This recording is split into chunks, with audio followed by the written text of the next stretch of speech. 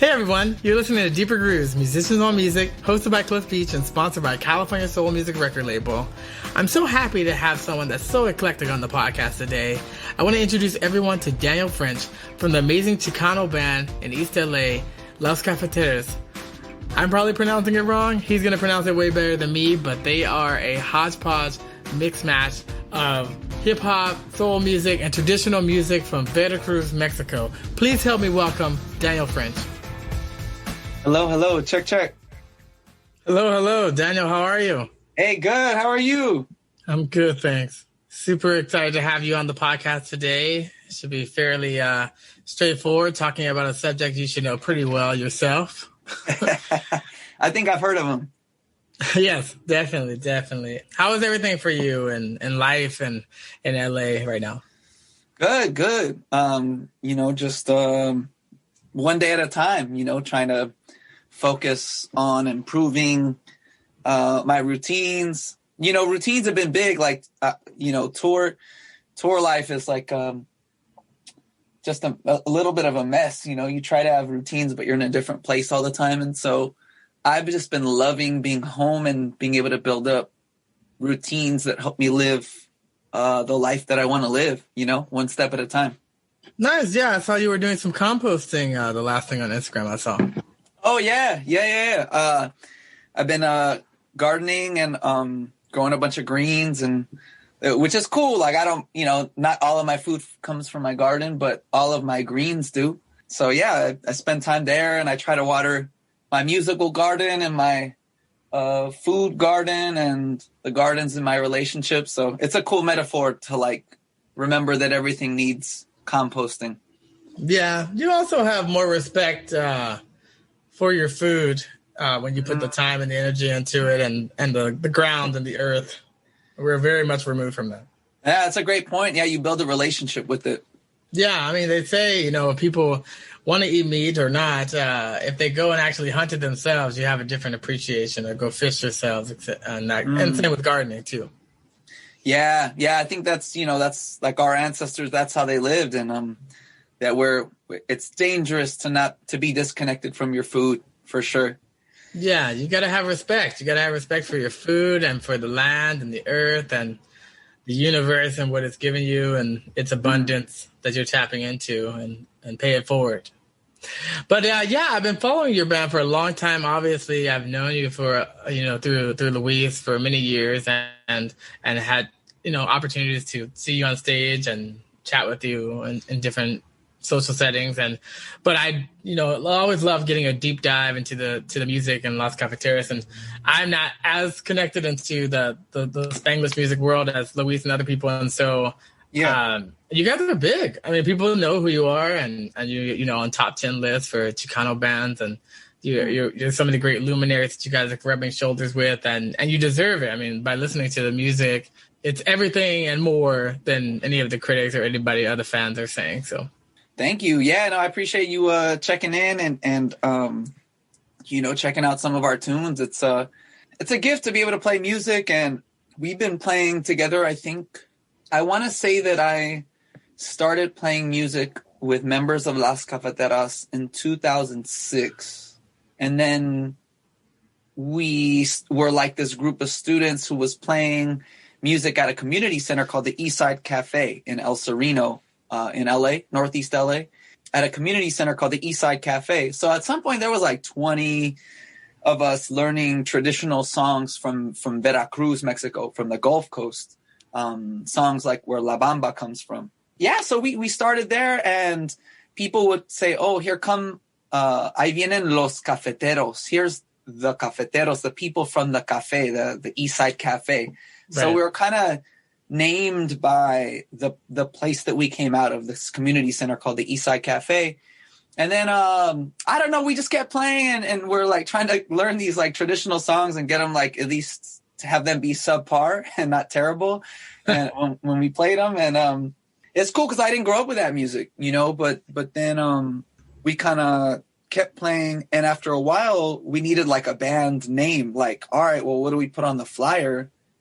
And so we decided that in Spanish, if you say Los Cafeteros, it's kind of like saying, it's like if we walk into a room and I say, hey guys, if there's women and men in the room, the women in the room will know that I'm probably also addressing them. But if I say, hey, ladies, the men in the room are going to think I'm not addressing them. Mm-hmm. Right? Like, Cliff, you're probably, if I say, hey, ladies, you're probably going to think, oh, he's not talking about me, he's talking to the women in the room. And so Spanish is similar. So cafeteros is masculine and cafeteras is feminine. So we made our name Las Cafeteras to acknowledge that there are women and men in the group, and that now the men are going to be addressed as feminine. So we're going to flip the rule and just pay that homage and respect to, and also to the feminine within us as men, that sort of masculine and feminine are energies that exist kind of in all people. So anyways, that's a little bit about how we started. We were jamming out at a community center, doing community-oriented stuff, and weren't even calling ourselves a band until we had to be on a flyer at La Cita. And I think that slowly started us thinking of ourselves as a band. It's funny because I think most people play music and they say, oh, I want to start a band. And then they find people to be in a band with. So we just wanted to learn like a traditional music, which actually isn't even really about performing as much as the community function of music. Yeah, you can definitely notice that in the way you guys come together. It makes sense that it's very organic, it's very inclusive. And, you know, people that, whether they speak Spanish or not, you guys do some stuff, Spanglish, English, all over the map. Mm-hmm. I wanted to kind of zoom into your last album, Tastes Like LA, and understand kind of like what's the process of making the Las Cafeteras records? How is it making that particular album? You know, making Taste Like LA was interesting because it was the first time, it was our second album, and our first album was all live. So the first album that we made was like, you know, like most of us playing at the same time, and we might have done the vocals separately on our first record, and the second record was like mostly a studio album, like mostly, I mean, we might have just like played the song in the room. We recorded it at Bedrock Studios in Echo Park in LA. Yeah, so we were hopping the room with our engineer and producer Eugene Tawal, and this super talented dude who engineered Beyonce and, you know, Wu-Tang Clan and a bunch of people in New York. And he came out here and started recording a bunch of a lot of different people, but a lot especially Latino bands. And so we'd be in the room with him, and we would just start playing like the song as we had it, and then he would listen, and we try to find the right tempo. And so we kind of started studioizing the tracks, like, okay, well, now it's locked in at this tempo, or at least for this section. And then we would go, and then we would try stuff. We'd throw things on the wall, and it's kind of fun. We have this song called La Morena, which is a traditional son jarocho song. And on that one, it's like half of the bass. It was cool because like I never done this on a track, but we had the bass was like a Moog. We used like a Moog synthesizer for part of the song, and then the other part was a ukulele bass. So it's kind of cool to like do things like that in a studio. For me, like I've been in studios and made music in studios, but to really play like that was kind of fun. So Las Cafeteras is a Chicano band. You're from East LA, and your music fuses spoken word and folk music with traditional son jarocho, Afro-Mexican music, and Sapatiado dancing. So can you explain what those are for people that don't know, including myself, and how you fuse them together? Yeah, so like I mentioned, like when we started, we were learning this music, son jarocho, from Veracruz, Mexico.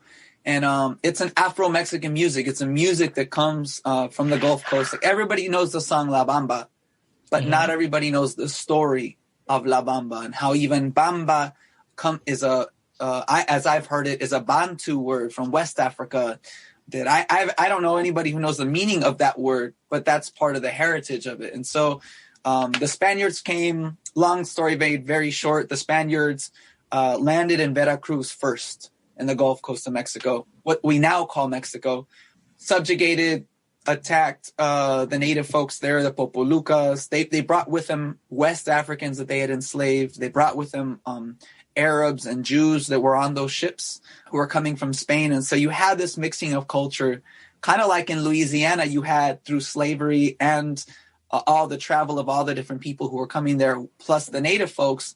I mean, that's where jazz comes from. Mm-hmm. And so in a similar way, you have son jarocho kind of emerges out of this nexus of, really, I'm going to call it less of a nexus and more of a pressure cooker of colonization and slavery. And so out of that comes joy and beauty, as our people tend to do. And so that's the story of son jarocho music. And it's got these 8-string guitars, and people play donkey jawbones and do the Sapatiado, which is like a kind of stomp dancing. And it comes from a community celebration. It's communal music. It's before I think most of us, me included, were raised with music as a thing that's recorded. Like when you hear music, you're playing a record that somebody made in a studio. Not a lot of people grow up with a family playing music that is traditional to some place. You know, you might even have an uncle or somebody, like I have cousins who play music, but a lot of their stuff was playing songs that were pre-recorded on a record by a band like War or Tierra or something. And so this stuff comes before music was about performance, before it was about getting paid for it. So that's kind of an interesting part. And I think that when we heard it, when we first heard that music, it opened up this kind of cultural dialogue between us and Mexico. And none of us are from that part of Mexico. So it's not like it's like our grandparents' music. It's like, it's just it's a traditional music from there that we resonate with because it's alive, and it's about telling stories. It's about improvising, and it's about relating to your environment. So that's kind of how Las Cafeteras connects with what son jarocho music is, because we're basically taking these traditional songs and forms and saying, cool, we're adapting that now to LA, to the context of the city that we grow up in, that we're raising, even now some of us, our families in, and we're adapting a song like La Morena, like I was telling you about, which is a song about a beautiful brown woman and a dark-skinned woman. And now La Morena on that record is talking about Mother Earth. And so, it's a story about kind of the pollution and the mistreatment that the earth has received. At the same time, it's about the medicine that she offers us and the love. So yeah, that's kind of like an entry point. So we take this like traditional music and we use it to talk about what's happening now, what's happening in our context, the struggles for justice. We have a song called "If I Was President" on the record, and it's more of a hip hop record with some of these OG instruments in it and keys. And I play keys on that and sing and I rap on it. So there's like hip hop in there mixed with some traditional sounds, with maybe some R&B kind of vibes at moments. And, but every song on that record is a different genre. It's a different kind of vibe. So I think it was us trying to open up and say, hey, look, we like doing lots of different stuff. So that's what's cool about music, is like, we're not tied. We're not on a record label that's telling us we have to make anything. No one's in there telling us what to make. It's just us making what we want to make. So it was really fun just to create. LA Times describes Las Cafeteras as uniquely Angelino, a mismatch of punk, hip-hop, beat music, cumbia, and rock.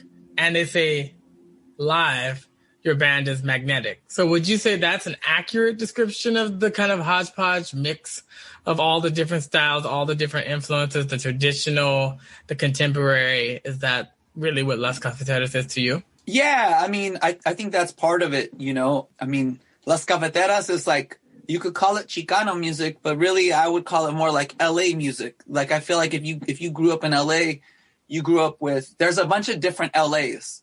Like, depending on where you grew up in LA, you have a different experience. But I think one thing that's common is that, like, the world is in LA. If you grew up in a small town in the middle of the US and you only saw white people that look like you or something, if you're white, then you have a different experience than, like me. I grew up, every house in the San Gabriel Valley, just east of East LA, was a different culture.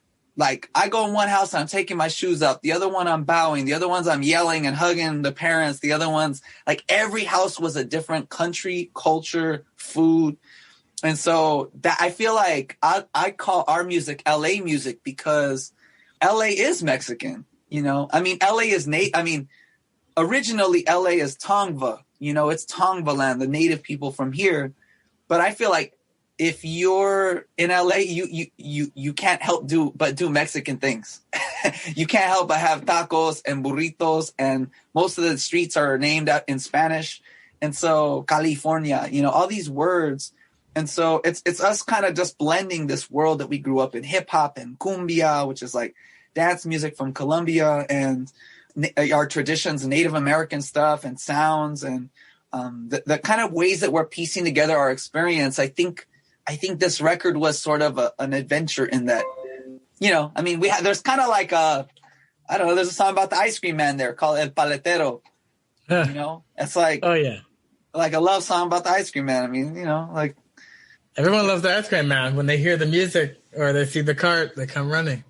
Right? It's like, yeah, I don't say the Pied Piper anymore because it's got a whole other connotation now. But yes, like the ice cream, like it's joy for the whole community. Like you see kids smile for the whole block. Yeah, you definitely do. You definitely do. So now within what your role in the band, you're responsible for vocals, you MC in the band, and you play the harana. I don't know if I'm pronouncing that correctly. But can you explain these instruments? Because I really want to dig deep into San Jaracho instruments, the riquinito and the quijada, which is the jawbone, and the tarima, the wooden platform. Because these instruments are not used widely in Western music, at least American music, North American music. And so, like, how did you gravitate to these instruments? I know you were learning about it in school. And then how do these make a unique sound that it's uniquely Chicano or uniquely in that vibe of what Las Cafeteras is? Yeah, for sure. Yeah, so like you said, I sing, I MC, I play keys. And now I'm playing more and more like synthesizers and stuff, and like running beats through Ableton, which is kind of fun. And I play the jarana, which is one of those traditional instruments from Veracruz. It's part of the list of traditional instruments that make up the sound of son jarocho. A jarana is an 8-string guitar carved out of one piece of wood with a top put on it. And the one that I play on that record was made by my good friend Jorge Mijangos. He's from Chiapas, Mexico. He's been playing with us for years. And he lives in Ventura, California. So he's here in SoCal. He makes the instruments. And it's just their labors of love. So much time goes into creating them. Then you've also they come in different sizes. So on that record, you'll hear the primera, segunda, and tercera. So there are different sizes of the jarana. And the smaller ones, the primera, is brighter. The segunda, which I play, is a little sort of in the middle. And then the tercera, the third one, is a little bit heavier. And so then you've got the requinto jarocho, which is a 4-string lead guitar, and that's the lead guitar, right? So that's the one that sort of calls the song and guides melody, and also keeps time, like hitting every beat, right, and syncopation. So it keeps in a certain way, it keeps time. And then we've got the tarima, which is a stage, sort of a wooden box that the dancer will dance on, but it's not just aesthetic, but it's also percussive. So it's playing a role in the rhythms of the music, and the dance for that is called Sapatiado. So now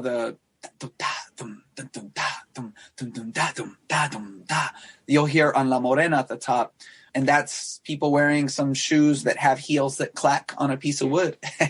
And traditionally, then you'll also hear the quijada del burro, the donkey jawbone. And so these instruments kind of work together with people's voices, and then folks sing, and a lot of the music is call and response too. That's also part of the African kind of like sonora, like the African sound and aesthetic that comes into son jarocho, this call and response. And so you'll hear all that stuff in our records and on our live shows, even when we're using synthesizers and stuff like it's part of the sound of Veracruz, Mexico, that you'll hear often out there. It's their oldies. It's their stuff for hundreds of years now. And it's older than your grandma's oldies. You know what I mean? Like, it's music that I think we're usually not used to hearing songs that are that old, honestly, for most of us. So you'll hear all that in our record and Tastes Like LA and in all of our recent collaborations. Nice. So speaking of collaborations and performances, you performed in the good company of Mexican icons Cafeteras, am I pronouncing that? And Lila Downs, superstar Juanes, who is internationally known, LA legends Ozo Motley, who we opened for with Noble Creatures, love them, and then Edward Sharpe and the Magnetic Zeros, the LA Feel, obviously everyone knows them from Hollywood Bowl, and then Talib Kweli. So what is it like to also share the stage with such great talents? Wow. I mean, Juanes was a really nice guy. The LA Phil, we got to play our songs at a church in Mid-Wilshire, at a Methodist church, and they played our songs with us. Like they wrote scores out, and then we had like a mid-sized version of the LA Phil playing live with us. That was like playing our song Luna Lovers with timpani and a whole string section and a whole woodwind section. Like, I cried at soundcheck. It was the most beautiful thing I've ever heard in my entire life. Like electricity just running through every person on stage. Like every note, it's like magnified the more musicians you have and when they're playing in sync and well together.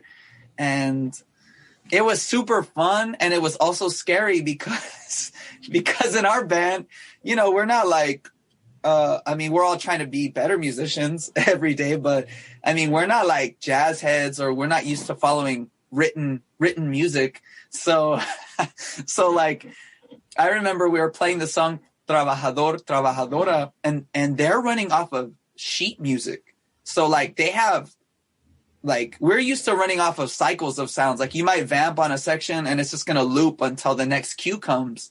But for them, it's like, no, they're playing 18 measures of this section, then 12 measures of this section. Like, they're moving forward whether you do it or not.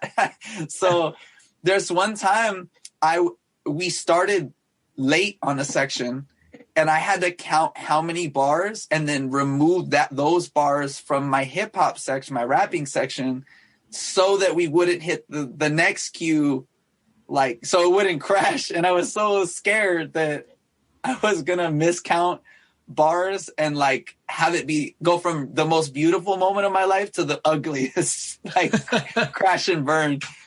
So it was stressful, and it was fun working with them. And, you know, I don't know why. I mean, I honestly think like we're not like, I think we're just another band, you know, like we're just, I mean, there's so many people who are amazing, you know, but we've had the honor to work with some really talented artists. And, you know, one of the things that's cool is we talk a lot about what's going on in the world. We talk a lot about how Black people are treated, how brown people are treated, Native people. We talk about the women and how women are treated, and also how we should be treated and what we want. And so we get political. We talk about the real things in life. And I think that it's always been real cool for me to be able to share those kinds of stories on stages with people who may not normally talk about that stuff. Like the LA Phil isn't talking about that stuff, but they were that day. You know, Juanes may not really get into political stuff, but his audience did with us. And so it's been rad to just work with people that inspire us. Ozo Motley, of course, LA legends and friends. It's been a dream come true. And my hope is that we can keep doing it. Like somehow shows can come back soon, and we can come out even stronger and better and play with our heroes and hopefully make recordings with them.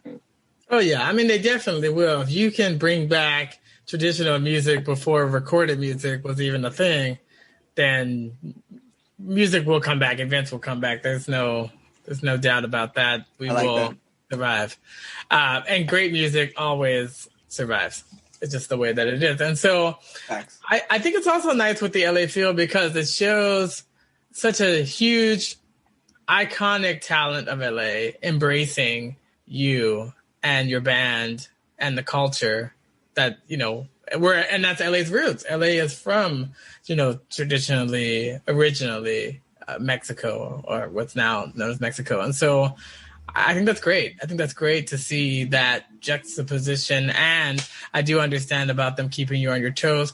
A lot of traditional music, because it wasn't written down, that's a very westernized, very European thing. Mm-hmm. Working with the LA field, they're used to, there are no repeats and there are no vamps. They just, they read it down note by note. And a lot of them only play what's written, whereas other people are like not worried about what's written. They can do in between the lines because they're just more about the feeling and the culture and the vibe, which your band most certainly is. Now, speaking of which, not only playing with those great musicians, you've also been and hit amazing stages like Bonnaroo, Hollywood Bowl, WOMAD in New Zealand, and the Montreal Jazz Festival. And so what is it like to perform in such large crowds, to be introduced to this Chicano East LA band? I mean, for a bunch of Chicanos and native kids and from LA to be at, we all know the Hollywood Bowl. We've all seen some of our favorite artists there, but to be on the stage and not just sweeping it up, like to perform and have us, people would hear us. It's a dream come true. I've had a picture of the Hollywood Bowl on my wall for the last 10 years. And I have it on my wall. It's still on my wall now. I'm looking at it. It's there. It has been there to remind me that we're going to get to play there one day and keep practicing and keep going and keep working. And the day before our show, this was 2019 at the Hollywood Bowl, or 2 days before the show, we had a side gig at a university at UC Santa Barbara, like a private event. And I was jumping up and down on stage because we move. When we're on stage, it's electric. You're going to sweat if you come to our show. And I was jumping up and down and I hurt my leg. I couldn't walk. The doctor said, yeah, you might have torn a ligament. You might not. We'll see. This is 2 days before my biggest show ever. And the Dream Show has been on my wall and we got 2 nights in a row opening for the Gypsy Kings at the Hollywood Bowl. I said, you know what? Even if I can't walk, I'm going to rock that. I'm going to be the fool who rocks the mic the hardest from a wheelchair, if that's what I got to do. And so we came out there with that energy. We had, I think, 29 minutes to perform or something. And they have a clock next to you. You're on stage. It's like a giant clock, on game shows or something. And it counts down. And they told us, if you go over time, we will cut you. Your set will just stop and you'll look dumb. So don't do it. So we practiced. We got the set down, by the second to the right time. And it's weird because at the Hollywood Bowl, you get to see, you see the people up front that are the highest paying patrons, the people who've got the VIP table with the swanky thing. And right. And so they're not necessarily even your audience, right? They might be just subscribers, or maybe they might be there to see the Gypsy Kings. So you're kind of you're playing for them, but really you're trying to play for the people in the back, the people in the cheap seats, the mob. And so, but it's weird because once it gets dark, you can't see those people. So you kind of have to listen for them and shout out to people. It was a dream come true. I'll just say that for us to be from where we're from and to not see ourselves on TV, more and more now, there's we got the Issa Rays and you got the America Ferreras and you got the people who are putting out more stories with people who look like us in them. But we didn't grow up seeing ourselves on TV or even in concerts, really. And so there's not even a lot of Chicano bands that travel, that leave their hometown. And so for us to travel the world and play Bonnaroo and, to be able to play from,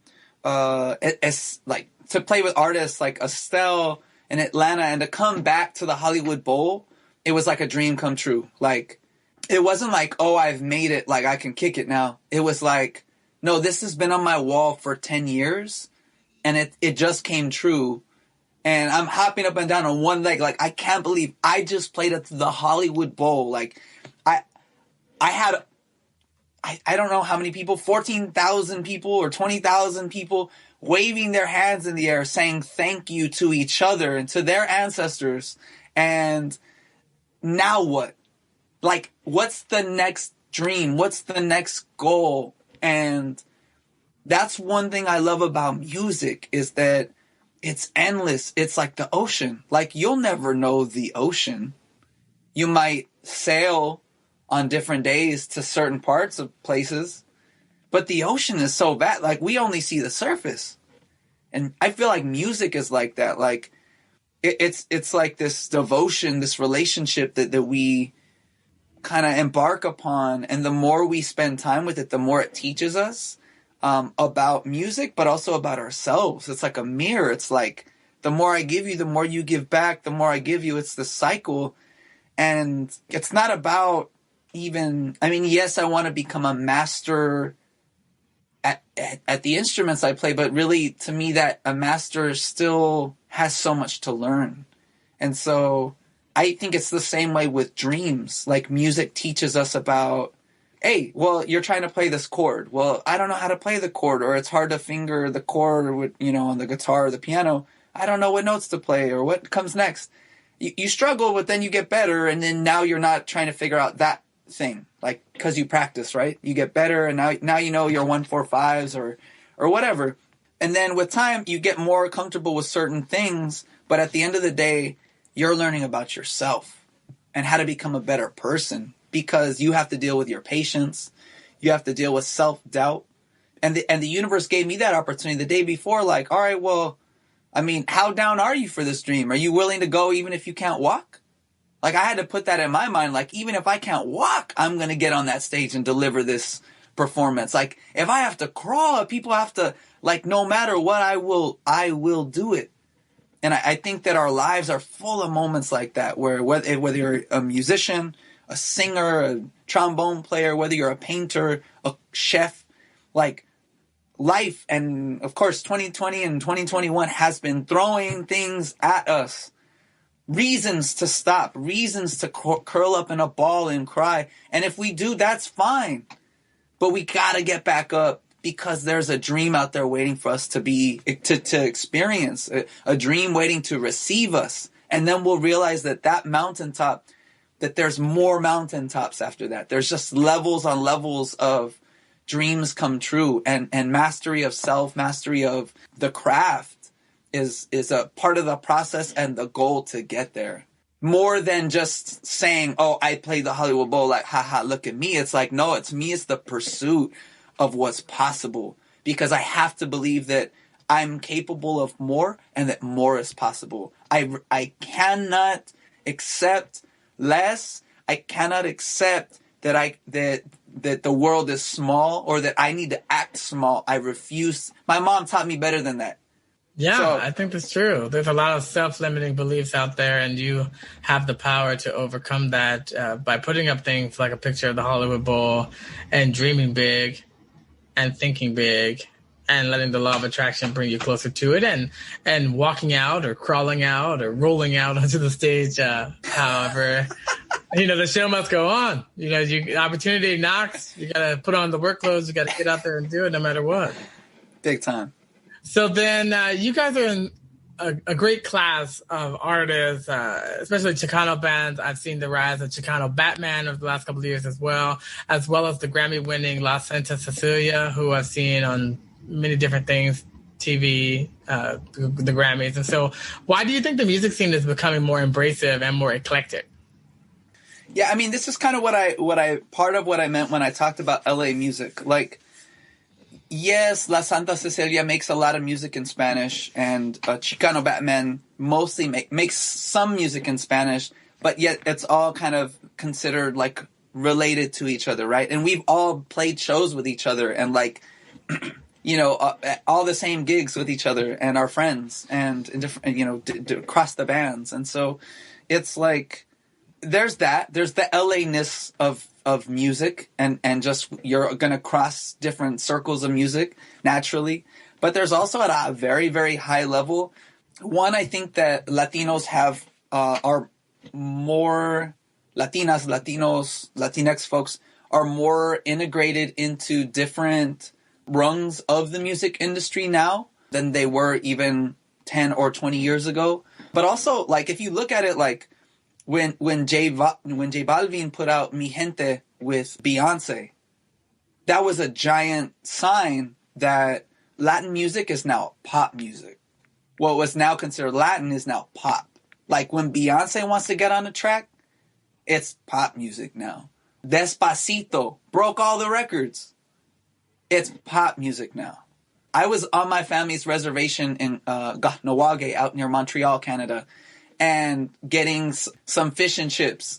I was getting some fried fish on the res, and people were playing Bad Bunny in the spot.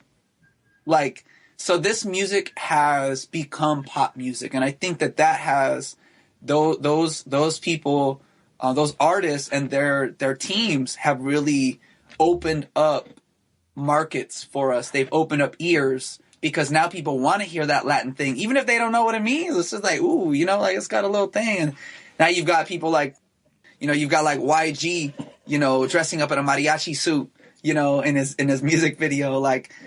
But that's almost different, because again, the YG, that's some LA stuff, and Mexicans and Black folks, we've lived together for such a long time that we've always traded cultures and connected with each other's cultures. So, but at that, I think at that larger level, like, those folks have opened up those doors.